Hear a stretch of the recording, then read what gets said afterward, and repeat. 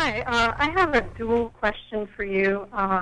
With the current expansion of the Port of Lewiston, ongoing lawsuits blocking over-legal shipments on Highway 12, and Idaho Transportation Department's plans to expand and reroute Highway 95 south of Moscow, what is your position on the possibility of Highway 95 through Moscow becoming an industrial corridor to Alberta tar sands and North Dakota shale oil mining operations?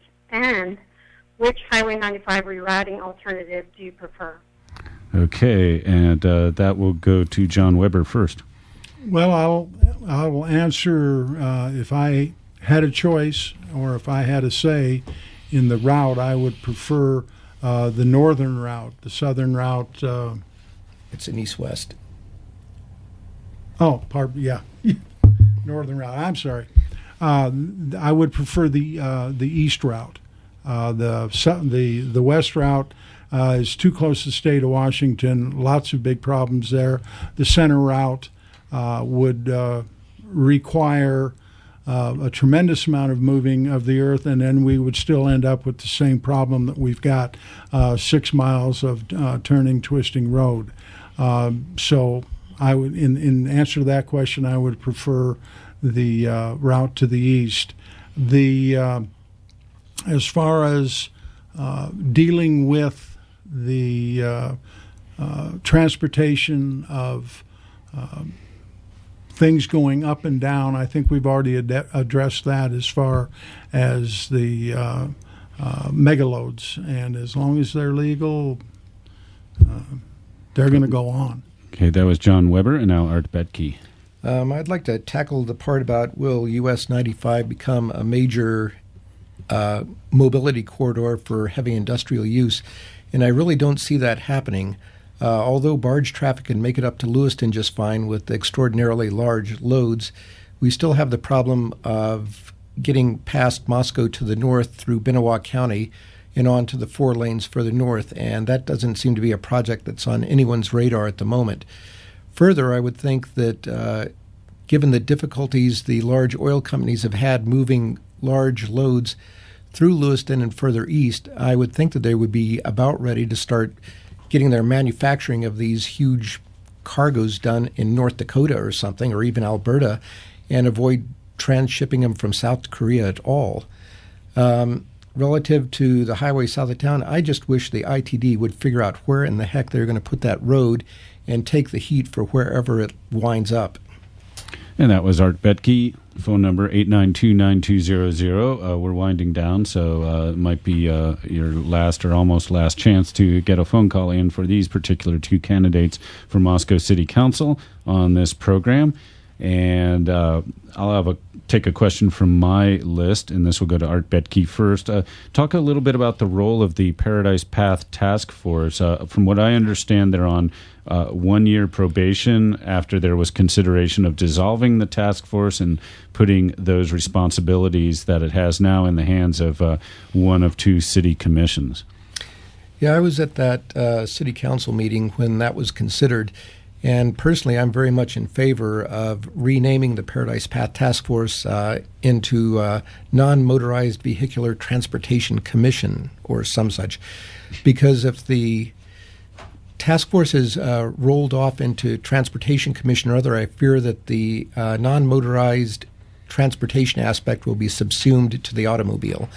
And what I would like to see is an advocate not only for pathways to separate pedestrians and bikes from motorized vehicles, but I'd also like to see some advocacy for use of bicycles as a whole, and that includes things like covered bike parking in new construction and new establishments around town to help promote people to use their bikes. And through the use of more bike paths, separate kids going to school from vehicular traffic as well. And that was Art Bettge, now John Weber.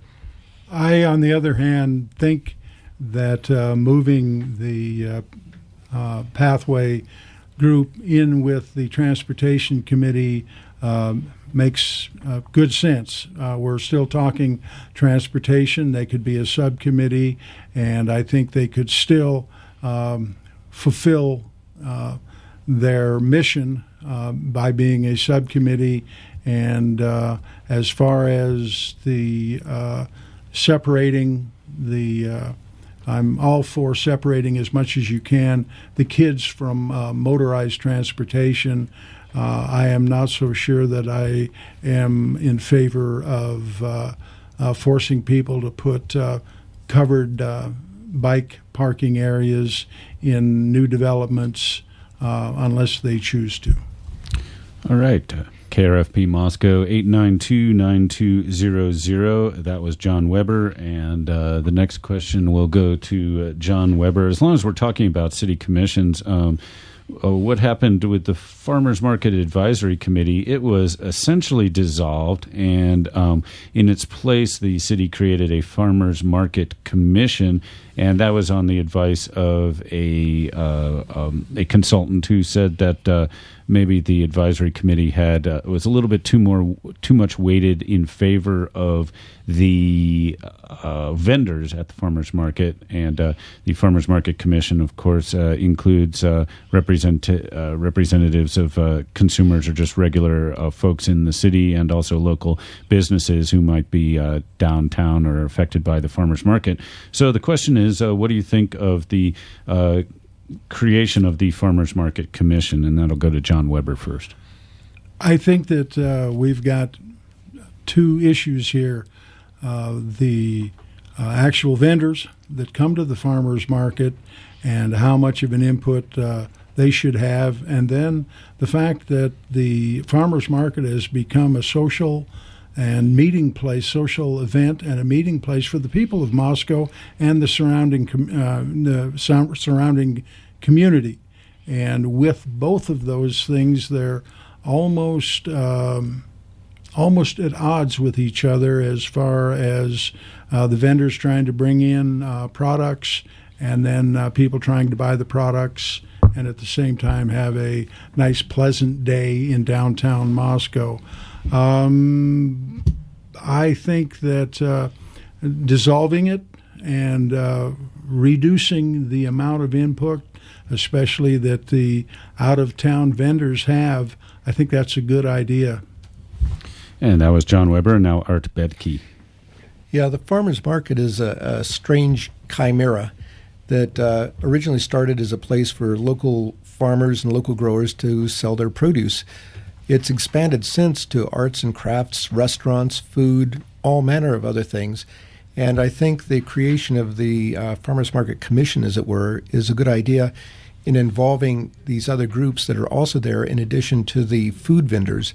Maintain the food vendor presence on this, but also include some of the other people who are also actively participating in the farmers market, and even include folks like the rest of the Chamber of Commerce, because for sure farmers market brings in a lot of people who spend money not only to buy the produce and other goods marketed at farmers market, but also patronize the stores up and down Main Street and downtown.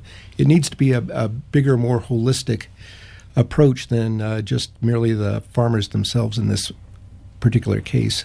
All right, that was Art Bettge, and we're winding down now, and I think it's time for closing statements. We are allowing 2 minutes for closing statements from each candidate in the forums this year, and once again, our candidates are Art Bettge and John Weber, and the other two candidates for the 3 open seats on the Moscow City Council are Rebecca Rod and Walter Steed. The winners will be serving 4-year terms and joining Tom Lamar, Dan Karskellen, and Wayne Krause on the City Council. So with that, we'll go to Art Bettge's closing statement for this 1-hour program live on the radio. It's been a quick hour. I like the idea of being elected to City Council because I think I can bring sort of a fact-based scientific approach to consideration of the many issues that come before the council. A lot of times emotion sweeps in and distracts people from the actual issue at hand. And I would like to take a step back, take out some of the emotion, and study each issue carefully.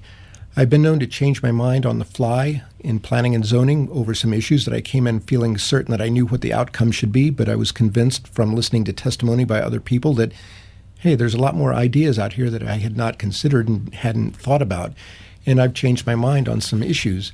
So I think being on City Council is something I could bring listening ability to, because anytime you have a public hearing the city council works for the citizens of this town, and we owe it to them to listen to what they have to say.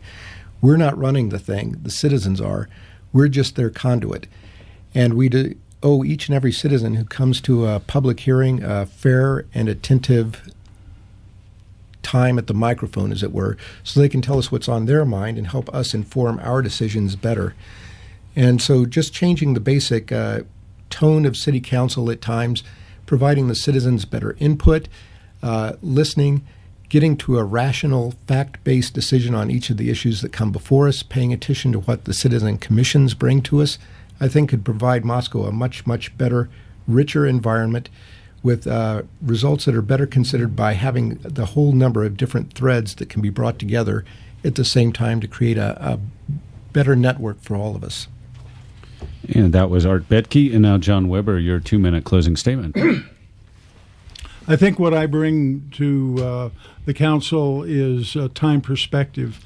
The amount of years that I've spent here in Moscow, the fact that I was schooled not only at the university but also at the high school and the grade school level, the number of years that I've spent, and the feel of the town that I got when I was growing up and how that has changed as far as the number of people in town, but the feel is still the same.